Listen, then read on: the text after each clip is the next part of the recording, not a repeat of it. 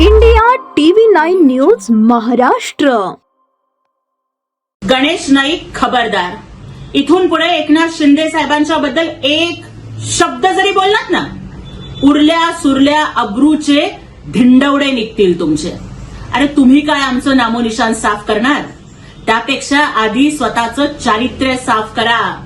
आणि एकनाथ शिंदे साहेबांचं नामोनिशान साफ करणारा मायकालाल अजून जन्माला यायचा आहे. गणेश नाईक अवकातीत राहा. तुमची ख्याती ही फक्त पक्ष, कपडे आणि बायका वारंवार बदलण्यासाठी आहे.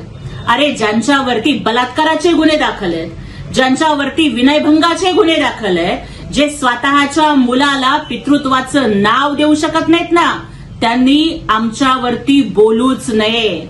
ज्यांचे फक्त रात्रीच खेळ चालतात ते राजकारणातले अण्णा नाईक म्हणजे गणेश नाईक आहेत. आणि अशा या नायकाचे सगळे काळे धंदे बाहेर काढल्याशिवाय आम्ही गप्प बसणार नाही. अलीकडे गणेश नाईकाचा एकच धंदा झालाय की रोज उठायचं आणि एकनाथ शिंदे साहेबांवर भुंकायचं. पण लक्षात ठेवा, हाथी चले बाजार, कुत्ते भोके हजार. आणि मला भारतीय जनता पक्षाच्या नेत्यांना सुद्धा सांगायचंय की लवकरात लवकर या राजकारणातल्या भटक्या कुत्र्याची राजकीय नसबंदी करा.